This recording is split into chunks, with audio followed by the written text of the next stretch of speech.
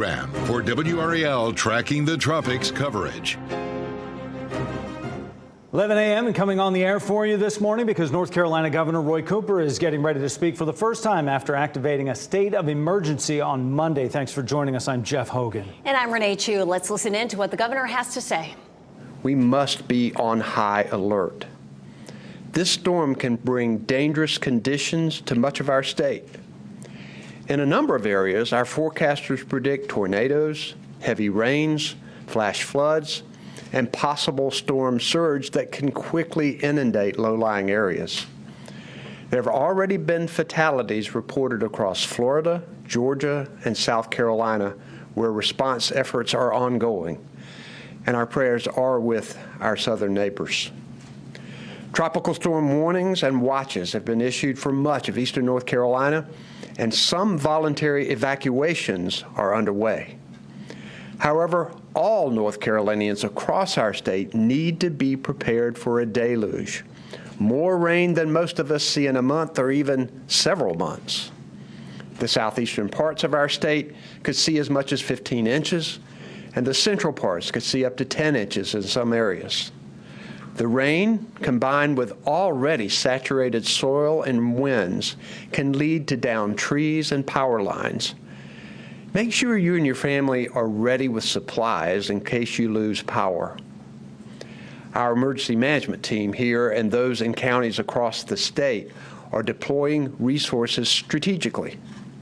On Monday, I declared a state of emergency to help move supplies, equipment, and crops before the storm arrives. I've talked with FEMA Administrator Deanne Criswell, and their team is with us here at the Emergency Operations Center. North Carolinians should take this storm seriously and make sure you're ready, especially if you live in low-lying areas. And that means taking care of your pets, too. Be sure to secure your home and belongings and have a way to stay informed. And remember, never drive through flooded roads or around barricades.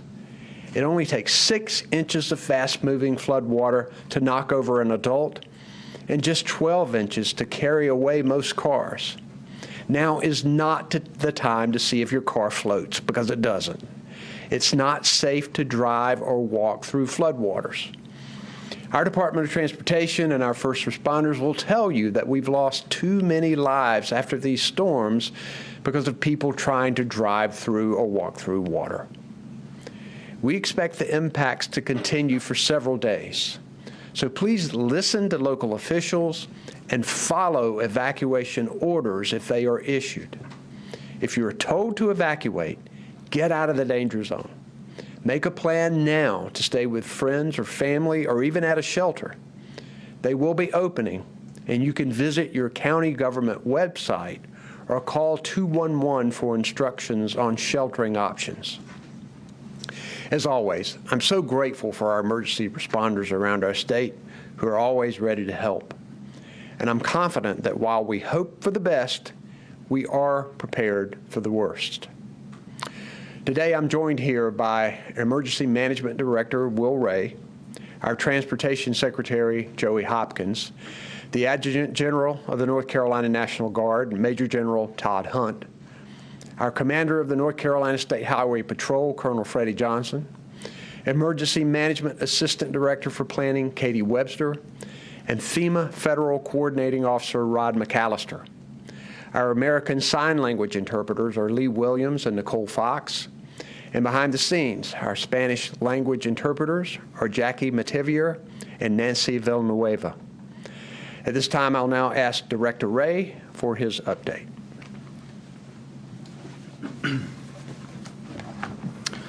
Good morning, and thank you, Governor Cooper. North Carolina is once again faced with a storm that will impact communities with heavy rainfall, flooding, gusty winds, and isolated tornadoes. Since last Friday, our state emergency response team partners, local, state, and federal agencies, our nonprofit and volunteer agencies, and the private sector have been focused on the potential tropical development and the impacts from Tropical Storm Debby. Since Monday, the State Emergency Operations Center and portions of the State Emergency Response Team have been activated at an enhanced watch to support capability needs of our local and state partners. Today, we have further elevated our operational posture by fully activating the State Emergency Response Team to facilitate effective response to the needs of our local jurisdictions and state partners across North Carolina. It is important for all North Carolinians to be aware of the conditions, to have a dependable way to receive emergency notifications and alerts, and to have a plan of action if you can no longer stay in your home. With the forecasted rainfall amounts for up to 15 inches across the eastern North Carolina and up to 10 inches in central North Carolina, we are anticipating major impacts from flooding across portions of the state. Rainfall in these amounts can flood homes and businesses, erode and damage roadways, and may create situations in which local officials may need to order evacuations to ensure public safety. Areas that normally do not flood may be covered in water, and I urge you to follow the guidance of your local public safety agencies. The State Emergency Response Team has activated 17 swiftwater rescue teams to be staged across our central and eastern regions of our state to assist local response needs. Components of North Carolina's 7 state urban search and rescue task forces and hazardous materials regional response teams stand ready to also respond. We are continuing to evaluate the potential flooding threat and identify additional search and rescue or swiftwater rescue capability that could be needed, either native to North Carolina or through partnership with other states and the federal government. The North Carolina National Guard has deployed over 350 soldiers with high clearance vehicles and other equipment to support both the movement of commodities and personnel across the state and are prepared to assist the counties and areas that experience flooding. The State Emergency Response Team has supported multiple commodity distribution missions across 9 eastern counties currently, which include water pumps, tarps, meals, water generators, and sandbags. Along with our partners at the North Carolina Office of EMS, we are working to stage resources to support the healthcare infrastructure across the state, whether through state medical support shelters, medical personnel, or for pre-hospital EMS response needs. As the governor said last night, the White House and FEMA approved a pre-landfall disaster declaration for North Carolina to expedite federal support for emergency protective measures, and a contingent of FEMA Incident Management Team personnel are on the ground in the state today. We thank our federal partners for their support to the state during both our response and recovery operations. From Debby.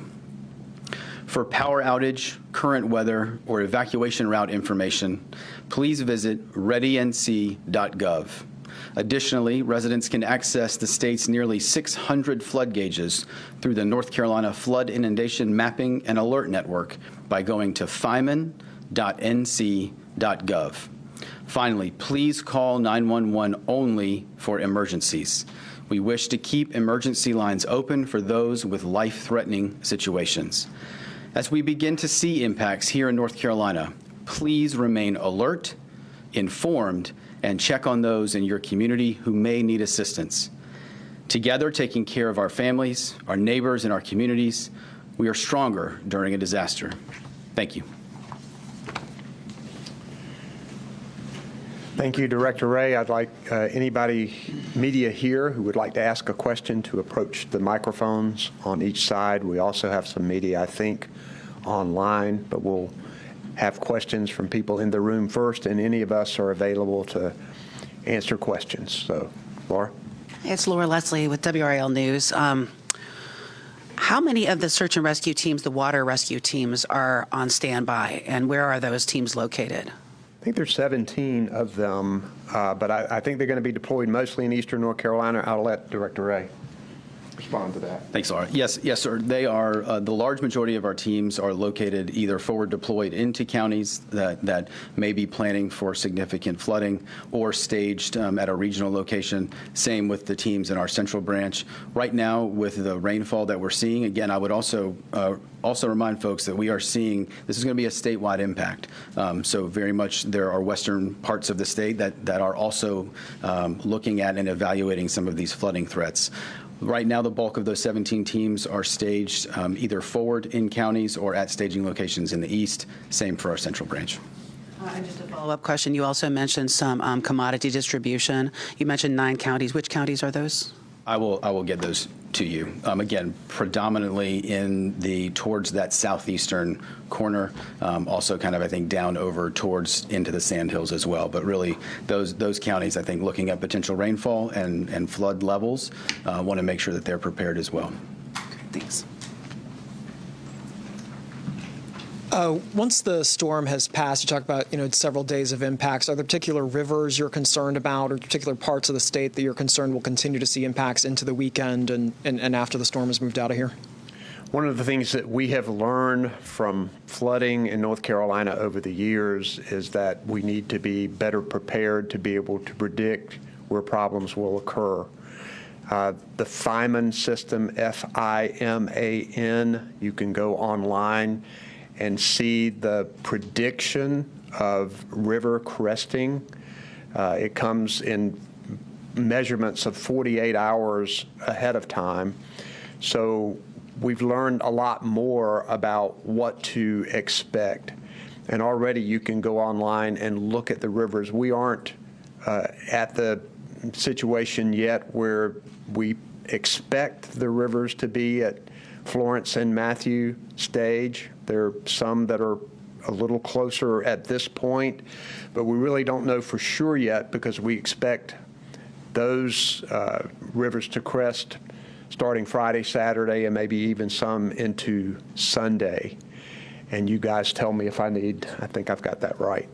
So we've installed more gauges, and having that system in place gives us a much better idea of where the damage might be. It helps us with evacuation orders. It helps us where to concentrate our resources. And can you talk about what work is being done with FEMA now in the event that this rises to the level that we see people forced out of their homes, things like that? What's being done now, especially in light of what's happened in recent years with trying to get people back into their homes after these events? Done right now to get ready? Is being done ahead of time with FEMA to prepare in the event that I'm going to let Will. People are forced out? So thank you for that question. I think as you see up here, and as we have talked about before, I think the partnership early in an event is what's going to be critical, whether we're talking about with our local jurisdictions, our state agencies, or our federal partners to include FEMA. Right now, that pre-landfall declaration is focused on supporting emergency protective measures specifically related to mass care, so sheltering and evacuation, as well as direct federal assistance, so allowing us to get federal resources in as a part of that pre-landfall declaration. Having their incident management team here has allowed us both to, I think, better collaborate and coordinate on ongoing response actions, to be able to forecast and predict a little bit better what potential additional federal support may be needed, and to compress that timeline to be able to work with FEMA on getting those additional resources if needed. We also have our team in recovery who is here at the State EOC that obviously works in a very different phase of the operation, and are already working with FEMA to look at potential locations if the forecast that we are seeing right now comes to fruition and we see the impacts that we are at this point looking at, to be able to expedite support out to those individuals and those families and those communities that are potentially impacted. Thanks a lot. What communities are you monitoring closely that have previously been impacted by storms and are still trying to recover right now? I'm sorry, I didn't hear the question. Can you? So what communities are you closely monitoring right now that have previously been impacted by storms that are still trying to recover right now?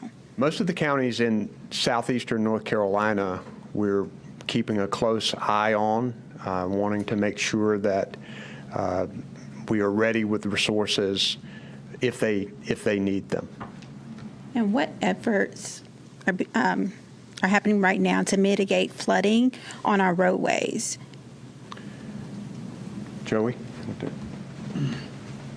Yes, one thing we've done all this week is we've had crews out in low-lying areas and known trouble spots, cleaning debris off of drop inlets and grates and handling those type of situations. In addition, as the storm's been coming in already this week, they're going around and where there's areas of high shoulder and trying to open that up to get any standing water off of the road.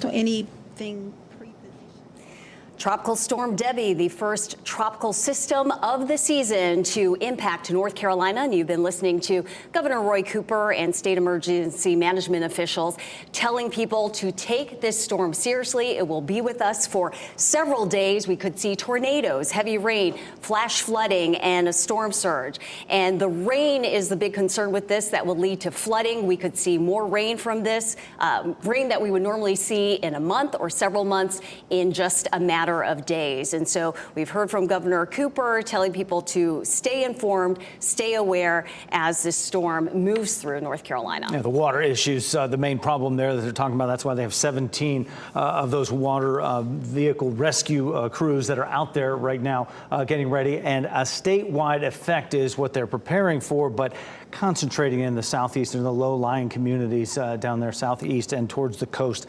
for the rescue and then recovery operation, noting that there have been deaths attached to this storm in other states as well. Hopefully it doesn't happen here. No surprise, they've fully activated the state's emergency response system, so they have all the agencies in place to prepare for what Tropical Storm Debby will bring, and that includes FEMA, where the president just declared an emergency in North Carolina to expedite those federal resources should we need them after Tropical Storm Debby rolls through. Yeah, only voluntary evacuations in some communities down by the coast so far in this. So we've been through this before, fortunately not in a little while. Dorian in 2019. Florence shortly after that, but they know the process and how to go through this, and hopefully we won't need it to that extent for those right now. And we've heard the same safety reminders in these storms. Never drive on flooded roads, respect the barricades, don't drive around them, turn around, don't drown, and also call 911 only for life-threatening emergencies. They want to keep those emergency lines open for the true emergencies instead of if your car's stranded, for example, or for other things. All right, let's get a look at where that storm is coming from now, where it's headed. Meteorologist Elizabeth Gardner in the WRAL Severe Weather Center for us. And Elizabeth, you just got an update.